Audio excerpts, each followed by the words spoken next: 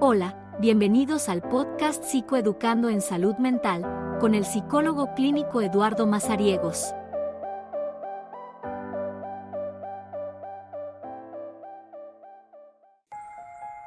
Mario tiene 13 años. Lo llevan a consulta por presentar un miedo excesivo ante la idea de perder a sus padres. Además siente temor que pueda tener una enfermedad y que sus padres lo abandonen en algún hospital y que esa idea de que lo dejaran solo y enfermo lo petrificaba. Esos miedos aparecían varias veces por semana, principalmente durante la noche luego de acostarse. Los padres de Mario también indican que cuando entró a preprimaria ya presentaba problemas por separación. Además, debido a su comportamiento, sufrió de acoso durante los primeros años de primaria. Según sus padres, le daba mucho miedo dormir solo, pero su preocupación más grande era el miedo de que sus padres murieran en un accidente cuando van o vuelven del trabajo o al hacer algún mandado. Cuando sus padres están fuera sin él, comienza a llamarlos y a enviarles mensajes de texto constantemente. La madre de Mario indica que casi nunca puede estar sola, ya que siempre lo acompaña, según dijo, era como si quisiera seguirme incluso al baño. En la opinión del padre, dijo que su esposa ha sido demasiado sobreprotectora con su hijo desde sus primeros años. Aunque Mario se muestra casi siempre de buen humor, lloró al hablar de su miedo de llegar al momento de ir a la universidad y que esto signifique apartarse de sus padres. Es muy probable que Mario esté sufriendo de un trastorno de ansiedad por separación. Hola, ¿qué tal? Mi nombre es Eduardo Mazariegos y soy psicólogo clínico. Hoy, continuando con los problemas de ansiedad, quiero tratar el tema de ansiedad por separación. ¿Qué es ansiedad por separación?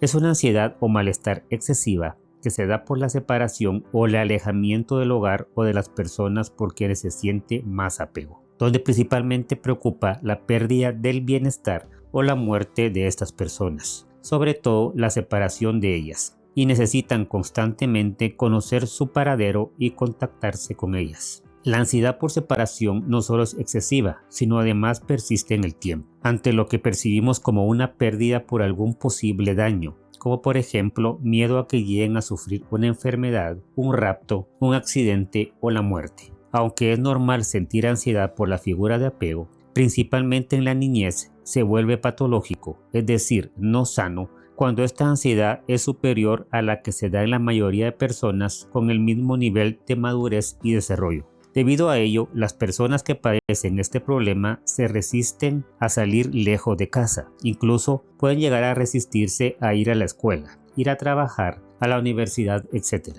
Además, suele temer el estar solo en casa y también se resiste a dormir fuera de ella. Esa ansiedad le puede provocar pesadillas sobre esa separación, incluso síntomas físicos como dolor de cabeza, dolor de estómago, náuseas, etc. Principalmente si se produce la separación o se tiene alguna certeza que llegará. Para que se considere un trastorno, estos síntomas deben darse por al menos 6 meses en el caso de un adulto, o solamente deben estar por 4 semanas cuando se trata de niños. Este problema, al igual que el resto de los trastornos relacionados a la ansiedad, provoca un malestar significativo que deteriora uno o más ámbitos en que la persona se desenvuelve, como por ejemplo el ámbito familiar, social, laboral o estudiantil. Los niños con trastorno de ansiedad por separación a veces son incapaces de permanecer en una habitación solos y pueden manifestar comportamientos de aferramiento, estando casi siempre muy cerca del padre o la madre y convirtiéndose en su sombra por toda la casa, o requiriendo que alguien esté con ellos cuando van a otras habitaciones. Y a la hora de acostarse, insisten en que alguien permanezca con ellos hasta que puedan conciliar el sueño. Además, durante la noche suelen pasarse a la cama de sus padres o a la cama de algún hermano u otro familiar.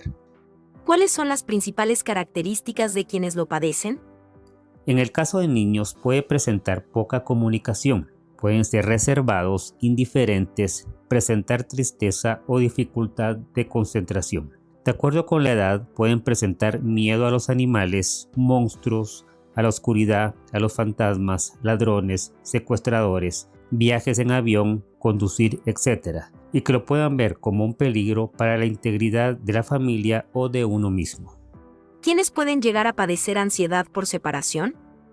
Se puede llegar a desarrollar después de una pérdida como la muerte de un familiar, incluso la muerte de una mascota, una enfermedad propia o la de un familiar, un cambio de colegio, el divorcio de los padres, mudarse de casa, una catástrofe que suponga periodos de separación de las personas de quienes sentimos apego.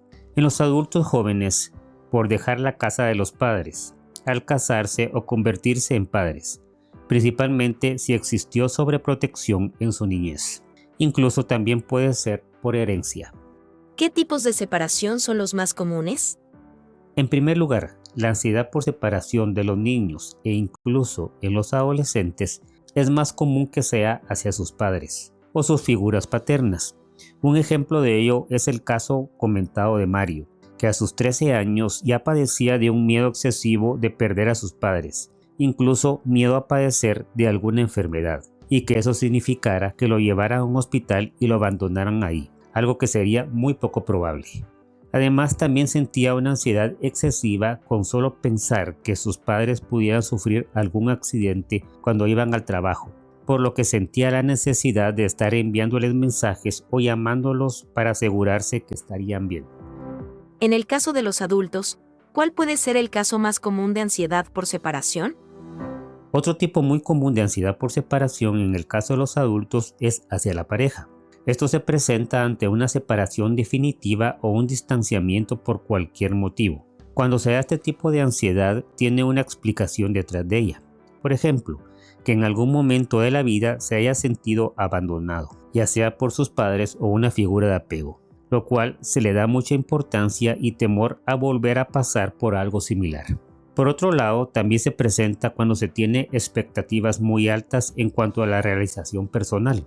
Esto provoca que una separación se perciba como uno de los peores momentos de su vida y que se vea como un fracaso, lo cual le genera ansiedad y que incluso en muchas ocasiones se culpa a la pareja cuando en realidad el problema suele ser generado por quien lo sufre, ya que es posible que no haya una razón real por la cual se dé esa separación tan temida. Cuando se presenta la ansiedad por separación de la pareja, principalmente en el noviazgo, crea también el problema que debido a ese miedo se niegue a ver la realidad, que podría ser estar mejor sin esa relación, al no ser la pareja adecuada, pero se genera una obsesión por el simple hecho de no sentirse abandonado o abandonada y no enfrentar la circunstancia real, viviendo en una relación disfuncional e incluso donde ya se acepte otro vínculo afectivo de su pareja. Solo en pensar la posibilidad de esa separación ya provoca angustia, y de ello provienen efectos fisiológicos y comportamentales,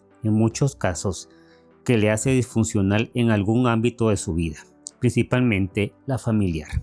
¿Qué hacer si cree que experimenta o conoce a alguien que esté padeciendo de ansiedad por separación? Si se trata de un hijo en su etapa infantil o adolescente, es importante que obtenga tratamiento profesional.